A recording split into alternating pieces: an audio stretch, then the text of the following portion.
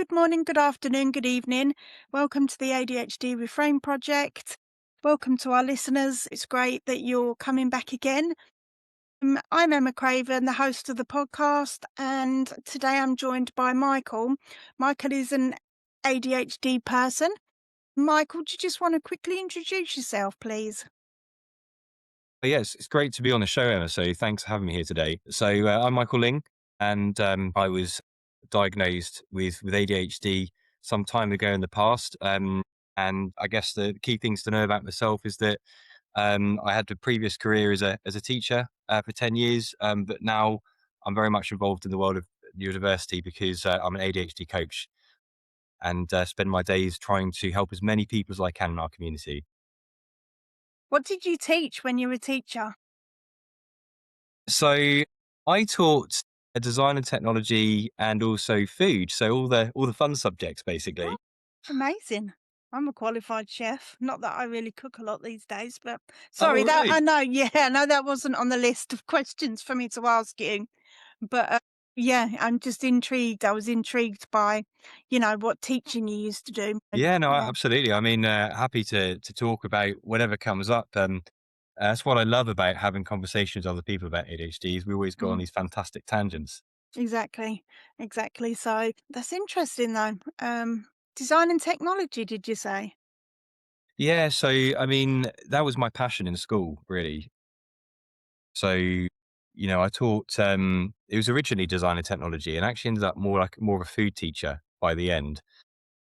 But, looking back, I think actually one of the reasons why I loved it so much, I didn't know at the time because I wasn't diagnosed in school, was actually, I could actually focus in those practical lessons where we're using our hands and making things. And design technology was great because it was creative.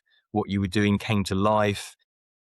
Didn't have to, although I haven't got too much trouble with hyperactivity, I still found it easier to stay present when I was moving around.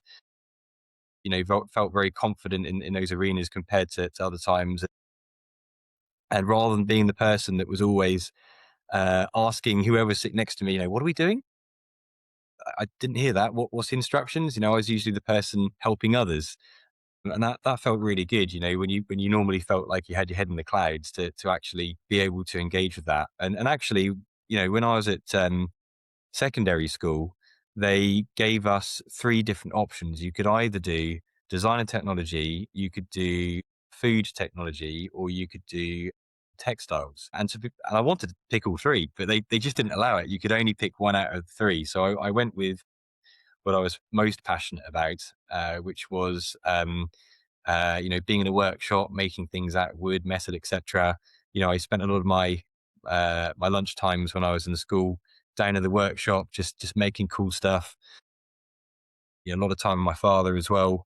We did a lot of kind of DIY and projects together, and that was a huge passion for me. And as we know, when you've got ADHD, if you can find yourself spending time in your passions and interests, those ADHD symptoms tend to melt away and not cause so much of a barrier. So I just absolutely loved it. Couldn't get enough.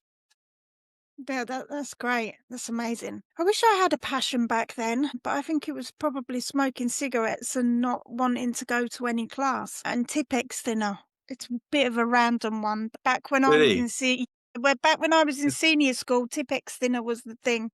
I don't know why I've just said that, but we're just going with the flow of the conversation. I love that But that's yeah, just come up. but yeah, I Were you used to one of put it those on. people? Sorry, go on.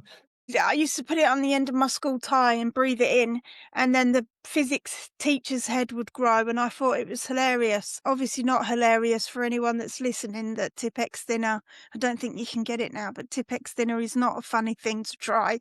It was basically just the way that I could get out of my own head, I think, back then. Yeah, school wasn't a nice place for me at all.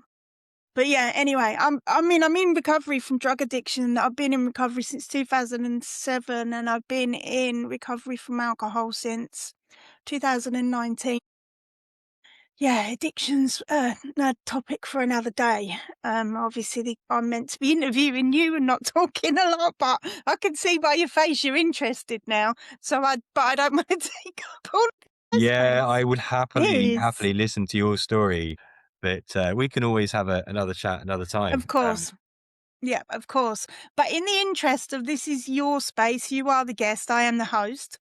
So, what led you from teaching in to coaching? Well, I guess it all started when I got diagnosed myself, which I was doing the maths earlier actually. It was 2018. So I was 29 at the time I got diagnosed, 37 now, so it's some time ago. And I was just struggling hugely with even though I really enjoyed it, I was really, really struggling. Absolutely fine in the lessons where we're doing all the fun stuff, making projects with the kids. But all the other things outside of that, I was finding it very difficult to keep on top of marking work, writing reports, planning the lessons in time. I love the creative side of that, but it still required a lot of organization skills. And I was constantly, up late the night before trying to get things done, burnt out, etc. Just took over my life. And sadly, I got to the point where I felt I couldn't carry on, and I was looking to leave. I actually handed my notice. My intention was to leave teaching completely. It was around that time, and it felt like the universe really kind of had my back, or at least came together at the right moment. Because one day I was laying under my car and fixing it. I used to be quite into classic cars those days, so used to have a lot of fun fixing those. And the radio came on, um, and it was an interview with someone who had adult ADHD, and he was describing what it was like to live with ADHD. And as he described it, I was just like, oh my god, it felt like he was describing my life. Every single thing that he said was absolutely spot on. And up until then, it just hadn't occurred to me that that's what I was experiencing. I really thought that I guess probably a lot of the classic things that people with ADHD tell themselves, I'm lazy or I'm stupid or I just, you know, can't do this, can't pay attention, can't be organized. I'm just a late person. I had no idea there might be a name for all of this. And this is bearing in mind as well that as a teacher, I was, of course, aware of ADHD. I taught students with ADHD all the time, but you know, I the classic thing. I was just more aware of the stereotype of hyperactive boys causing trouble in the classroom. And sure, you do get that, of course, sometimes, but it is such a small representation of what ADHD is, and of course, it affects, as you full well know, girls and women as well. And for me, it didn't show up as hyperactivity. It was the inattentive type, struggling with daydreaming and organization. So from there, I started looking into it, and I've always loved psychology, like yourself, and really got quite obsessed. And that led me down a rabbit hole where eventually decided that I was going to investigate having an ADHD assessment. Now is very, very tough because waiting lists, I think in Cambridgeshire where I'm based, is now 6 years long to go through the NHS. But back then it was 6 months, and so I had the diagnosis 6 months later, and it just made everything made sense. The penny really, really dropped. I found it hugely validating. I know people have a huge mixture. All my clients, often tell their story about how they got diagnosed, and there's a huge amount of different reactions that people have to this moment. But for me, it was hugely validating. I found it a very positive experience, and I could start to learn more about myself and how to manage it. And now I've gone on a pretty long tangent there because your original question, I think, was how did I transition from teaching to ADHD coaching? Well, it didn't actually happen for quite a number of years later. It was just that at the end of that assessment, I was told about an ADHD coach that was based in Cambridge. And they said, you could go there and get some support. And at the time, because I was living in Suffolk, it was about an hour and a half drive there and a half back. But I was so determined to get some help and learn more that I did that for a number of months. And it was literally life changing.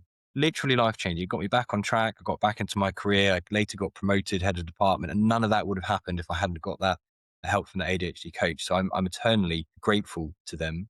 And I'm actually going to name drop here. Rebecca Champ was the person that helped me out. And I want to say thank you to Rebecca. You really did make a huge difference to my life.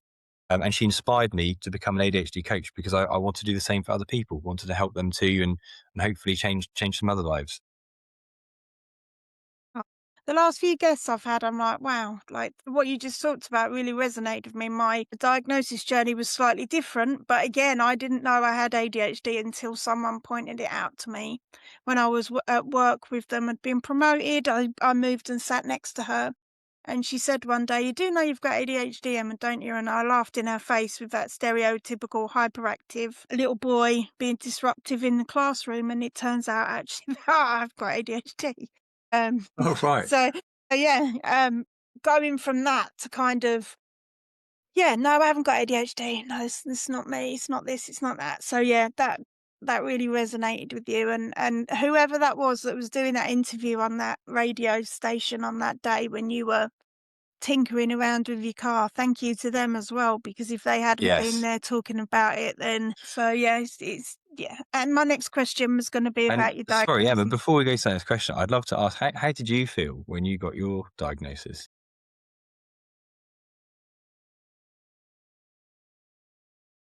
Like I finally made sense to myself because I had lived a life before then of being told that I was thick, too oversensitive, too in your face, too loud, you talk too much, this, that. And then when I finally got the diagnosis, because I had no idea, I didn't think that women had ADHD or girls. Obviously, very, very, very wrong now, but I felt sad at times because I was kind of grieving the undiagnosed part of me that was just massively trying to basically get everyone to accept me and like me, when in fact, what I needed to do is accept and like myself. So I think that, yeah, I was relieved, I was surprised, I was sad at times, but also now, I look back on it and think, like, I'm building my whole life around ADHD, so I'm super proud to kind of say that, I'm a late diagnosed ADHD woman, and I am proud. I try not to mask anymore. That's a conversation for another day as well, so we don't go off on a tangent again. But yeah, I think relieved. Relieved because I actually started making sense to myself. I had similar experiences with a lot of other late diagnosed adults, of just feeling kind of different and not really knowing why. And then obviously being told all that negative conditioning of all that negative stuff people used to say that was wrong with me, when in fact there's nothing wrong with me. I am different. I'm different, but in a good way now. So, that's kind of why I started wanting to talk about ADHD and, just open up them dialogues with people like yourself. So, yeah. Yeah, what you said is just so incredibly relatable. That the being told to this, to that. The ADHD community that I know are always saying this as well. And what is to this, and what is to that. And you look at a bell curve, it's usually we're kind of somewhere on the edges, but it's still normal. And one of the examples I really love to give is, like, if you go to if you go to America, you go to USA, then they're quite famous for being, quite loud, excitable, quite brash. And I've got friends there who said, if you happen to be an introvert in America, they're sometimes thought of as a bit odd, or should we say too quiet. But then you go over to China, where they're a bit more well known for being, quieter and more introverted, a bit steadier. Again, I've heard stories of parents taking their children to the doctors and saying they're too chatty. What's going on? There's something wrong with them. There's nothing wrong with them. They're just a more extroverted child, but in a more introverted majority culture. And then the same the other way around. You've just got a more introverted person in a more extroverted culture. And sometimes it's just about what you're surrounded by. You feel to this or to that if you're in a minority. That's why one of the reasons I prefer to refer to people that don't have ADHD or neurodiversity as neuromajority rather than neurotypical. And yeah, it just kind of normalized. I don't think that there's any such word as the word weird or odd, for example, because what we really mean by that is just different to the norm. But what's normal? Normal just tends to be the majority. There's a fantastic theory that some of your listeners or yourself might be aware of, called the hunter farmer theory, that I just absolutely love. And we've got growing evidence that there's more and more evidence that this could very well be the case. But essentially, the hunter farmer theory is that if you go back in time to a point where we lived in small groups or tribes, uh, perhaps forests, jungles, etc., that people required a certain set of skills. We were hunter gatherers back then, and you had to constantly be on the lookout for dangers. You had to look out for predators, lion, tigers, bears, whatever it is. Slight snapping of a twig, but also looking out for signs of prey when you're hunting. And making quick snap decisions as well. Am I going to carry on chasing that deer over there that's a bit further away, or this hare's whizzed by? Do I now go after that? And that required as well the ability to get hyper focused when you're kind of in the zone and on the hunt there, and you bring that food back. Everyone chills out, eating, quite happy, and then it's like, well, we're hungry again, so let's go off now and get some more food. Same for gathering, like the ability to kind of be able to spot differences in your environment quickly. But as time went on, that's not really how we live now, because we don't hunt our food, we don't hunt and gather. We're now more like farmers. We farm, crop. We also even farm the animals. We don't tend to hunt animals now to eat, which is what allowed us to stop living nomadically. We no longer had to move from place to place. We could settle and grow bigger societies.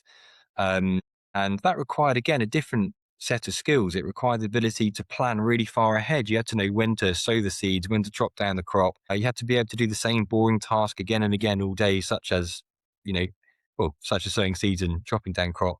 And so there is a theory that we all started with these hunter style brains, very similar to an ADHD style brain, and that we have, I don't want to use the word evolve, because evolve kind of gets associated with positive connotations. We just changed into farmer types, and now, of course, like, it's not just about the way that we gather food, but all of our systems are based around this farmer type brain. But we've still got lots of hunter types living in the society. I think World Health Organization estimates about 5% of people have ADHD.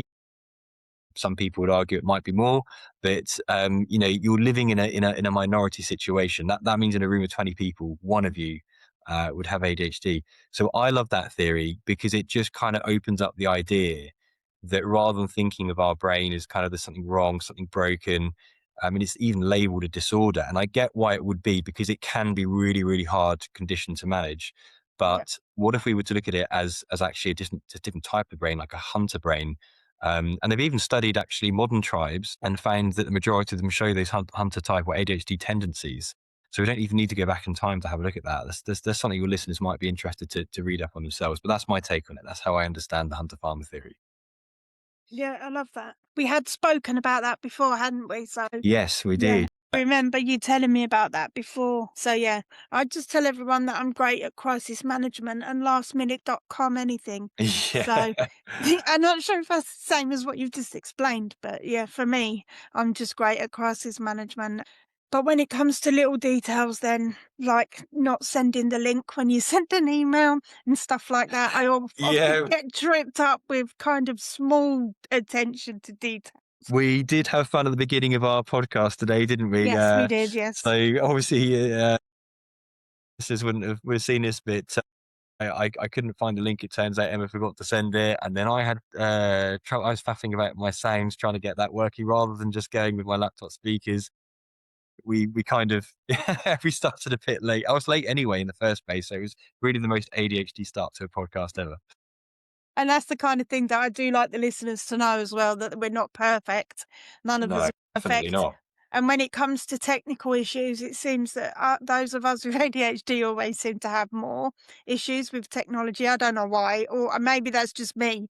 But yeah, I often think that I laugh at myself because I know that it's kind of it happens and it happens regularly. And I like to talk about the fact that it happens regularly and that I laugh at myself because I am in the mindset where I don't want to berate myself anymore if things go wrong because it's not necessarily in within my control. But yeah, you could tell that we were two 88 people trying to kind of start the recording. So yeah, it's just how it Yeah, is. I Yeah. think it really helps when you've got ADHD to have a good sense of humor. You've got to laugh at yourself. And actually that's one I do run a group, an ADHD group, and that's one of the things that I really love about the group is they are brilliant. We are brilliant at laughing at ourselves and laughing with others, not at others, with others, because we get it. Uh, Lots of people I've met with ADHD have developed that great sense of humor. I think one of the most important things that I tell to others with ADHD, friends and people that I meet along this great journey that we're on, is that don't apologize. Like, Yes, because I absolutely. don't know about you, Michael, but I've lived like 47 years maybe apologizing um, for everything, even when there was no fault of mine. And I just kind of I mean, obviously, if I'm in the wrong, I will apologise, and I'm always the first one to apologise if I'm in the wrong. But I just think it's really important as well because you get to adulthood like we both have, and then you get diagnosed. And you seem to have I found that I'd apologised pretty much just for existing in the past. And I just Yes, don't it's like a really conscious effort that I've made sure I don't do that.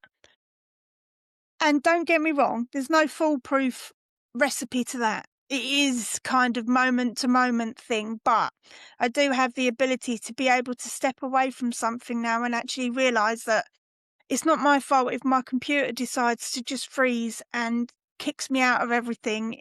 Or it is my fault if I don't send the link.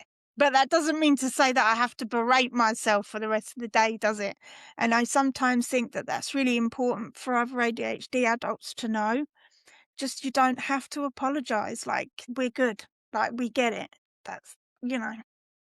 definitely. Actually, regardless of ADHD, we are all human. We all make mistakes, and that's okay. It's not realistic for us to expect ourselves to be perfect and get things right all the time. Um, I 100% agree with you. So you are an ADHD coach. There is different coaching that you offer. So do you offer one to one? Do you offer coaching for students? Do you offer, what is the variety within the coaching sessions that you offer?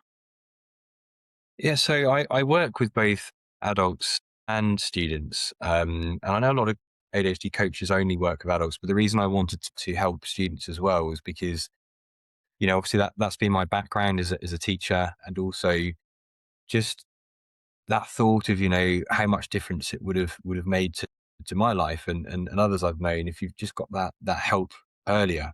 And we know that the outcomes are better the earlier you get the support. At that stage, like managing ADHD symptoms can be stressful, and actually most of the students that I work with I often get contact from parents around kind of exam times, A levels, GCSE, or it could be university. So I do work with students from year seven upwards, anything secondary upwards. And the kind of things that we work on, we're mainly focused on helping them to understand themselves. Firstly, that's the most important thing because when we start to understand ourselves, we can work on some other areas, self awareness, self esteem, self belief. But also we start looking at strategies and different ways to actually approach things because. Having ADHD doesn't mean you can't do things. It just means that you might need to go about things in a different way. But we're not really taught that. We're taught generic, this is one fit for everyone kind of ways. And even then, if you don't have ADHD, you still might find you need to do things in your own way as well. That's normal. So we look at the areas that affect executive functions the most. Working on task initiation strategies, things that can help you to focus better, managing homework and organization. We certainly spend quite a bit of time on rejection sensitivity dysphoria, which usually when my student clients come to sessions, they're not even aware of the term. Same with the adults, actually. A lot of people haven't heard of it, and it's not surprising because it's not included in the diagnostic criteria for some reason. And yet, so many of us say they experience this. And just in case anyone listening isn't quite sure, the way I explain it, at least, is it's like if we are criticized or judged or rejected, then we tend to have this very strong emotional reaction to that, whether that gets internalized to go inwards or whether it bursts outwards as perhaps being angry or upset. And that could be confusing to us and others. You mentioned earlier about being labeled as too sensitive. Um, but it's an involuntary feeling, and there's still things that could be done to help manage that. I think more people don't realize that we can, and so that's one of the areas we work on as well. With emotional regulation. So, I mean, would you like to hear a bit about how it differs from adults? Yes, please. If yeah, we've got time. Yeah, I'm just trying to keep Okay. an eye on the clock. I'm being aware of the time because I know we've only got a little bit of Yeah, time of left. course. Yeah, I mean, yeah. Well, I'll be brief, but uh, with adult sessions, work on some of the other key areas. Of course, we cover some of those strategies, but also we work on um, areas like self compassion, time management, things that particularly affect you at work as well as in life.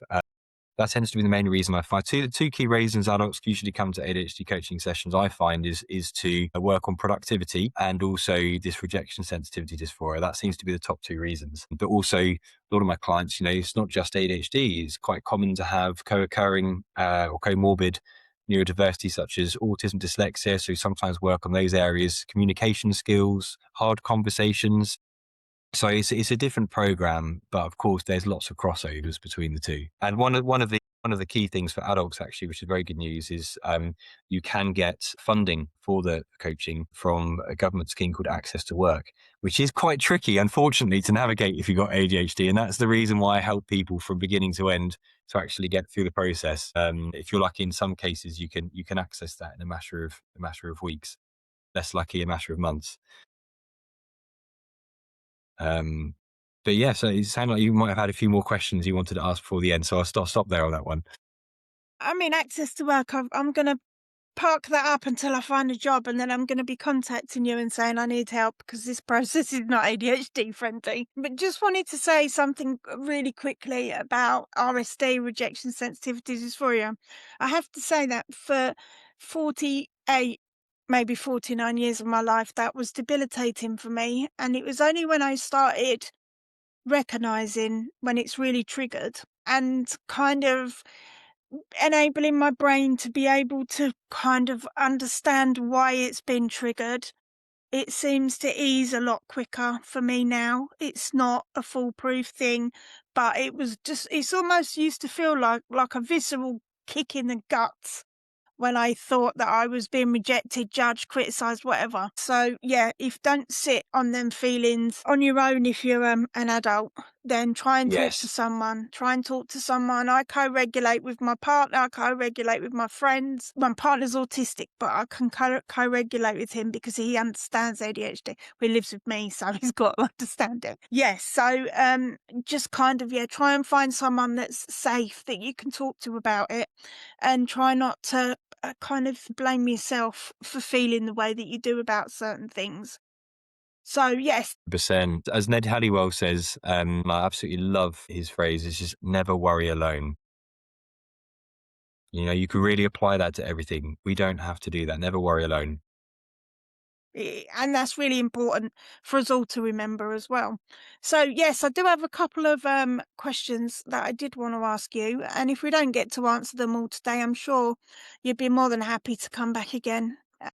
Of I'm course. assuming, I'm assuming, but No, I'd love to. um, so let me just ask you a few more questions then. So, how did your experience with ADA as a younger ADHD? I mean, not ADA, or as a younger person, compare to your experiences now? Yeah, it is interesting looking back because I do think that it was harder to manage when I was younger in some ways, but easier in other ways. And like a lot of people, I think I found that in primary school it wasn't as much of a problem. There's a lot of like learning through play, and you're often in kind of one place all day long, same teacher that really gets to know you. And when you get to secondary school, of course, then you've got to organise yourself a bit more. You've got to get to lessons. You've got to be on time. there's a lot more different subjects, different teachers. If you're unlucky, you can have, and I'm really sorry to say this, but sometimes quite a boring teacher, who not necessarily a boring person, but they just teach it in a way that maybe doesn't capture you, which is a shame if it's a subject that you might be interested in. But the delivery, and that was one of the reasons when I was a teacher, I tended to put like most of my most importance on actually delivering things in a fun way and fun and energetic, because I knew how hard it is to focus when you didn't have that side of things. Um, you sometimes hear about how the prefrontal cortex executive functions are catching up and sort of at least fully developing to their full potential by the time you're 30. And it was weird because I had this experience exactly when I turned 30. I found that ADHD symptoms did improve significantly. I really did. And I was not so much doing everything at the last possible second and struggling to initiate tasks as much. And this is bearing in mind that when I had my diagnosis, what I was really shocked by is at the end, he said, yes, you do qualify as having ADHD, mild ADHD. And when he told me that, I just couldn't believe it. And I thought, oh my God, if I'm experiencing mild ADHD, what's it like for people that are more on the severe end of the spectrum? So much tougher. Um, because I found it hard enough. But actually, and I'm glad you kind of brought this up, because the mild ADHD, I don't think it gets talked about enough. There is lots of us out there that are maybe just over the threshold, or maybe just under the threshold, but is still struggling with areas. And I think that one of the things about it is like I find a certain pressure that came with that is like people, you were just about able to kind of be in line enough that people expected you to be in line with everyone else. Whereas I think sometimes when you're on the more kind of end of a spectrum in whatever it is, like people kind of straight away say, okay, they're struggling with this and get it. And I know a lot of us kind of find it's difficult because we've got that, they call it an invisible disability. We look like everyone else, we sound like everyone else. And so the expectations could be the same. But I find that even more so with having mild ADHD. And even now, um, my parents accept I've got a professional diagnosis and everything. But my father once said to him, I haven't actually heard you acknowledge the ADHD. And he said to me, oh, you just seem normal to me, which I decided to take as a compliment. That could have gone two ways. But when I think about, the fact that we have obviously got ADHD in our family, etc., of course, it seems normal when it runs within the family. And I think even, especially with an attentive type, it's easy to mask and hide and doesn't necessarily appear. It's kind of what you notice yourself on a day-to-day basis that really comes up.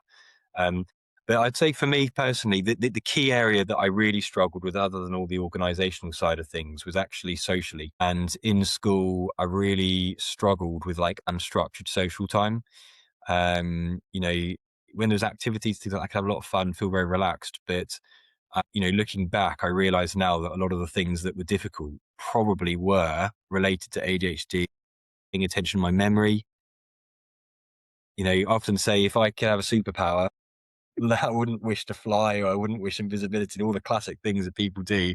I would just wish that I had a better memory. That really affected my confidence hugely, in school. And not understanding myself, of course, made me even more anxious. I just thought that I was different, and I've struggled over the years to find my tribe. But with that understanding increasing as an adult, I feel much more comfortable in my skin. I have found my people. I've become much more confident to say, look, I struggle with my memory, or I find this difficult, and not feel like I'm making an excuse, but just explaining it. And I don't always feel the need. I'm very open about having ADHD, of course, especially in my line of work. Um, but at the same time, I don't always need to explain that and start saying, well, because I have ADHD. And that's where it sometimes gets tricky, because there are some people who will say, well, that's, you just use it as an excuse. So sometimes just focusing on the actual thing itself. And for example, the phrase that I find very helpful is say, something like, I find it difficult to be on time. It's an area of my life I haven't quite mastered yet, but I'm working on it, Yeah. without apologizing, Yeah. Unless you really have kept them waiting for like 45 minutes, and I think probably I would apologize. Yeah. Yeah, God, there's so many other tangents we could have gone on, and unfortunately, because of the technical issues, we have run out of time for today. But I sincerely hope that you'll come back again, Michael, minus the technical issues, hopefully, because I'd love to pick apart maybe a little bit about your men and mental health, because I know this is still quite a taboo kind of subject, men more so, but thank you so much for coming and spending your time today. And I know you have to shoot off now, but if any of the listeners would like to read a little bit more about Michael or would like to book an appointment with him and maybe get some coaching, then I am going to post the link to Michael's website and to his calendar so you can easily do that in the description of the podcast. So again, thank you so much, Michael, for your time today. And yeah, great chatting to you. It's been a real pleasure, genuinely. Thank you so much for having me on today.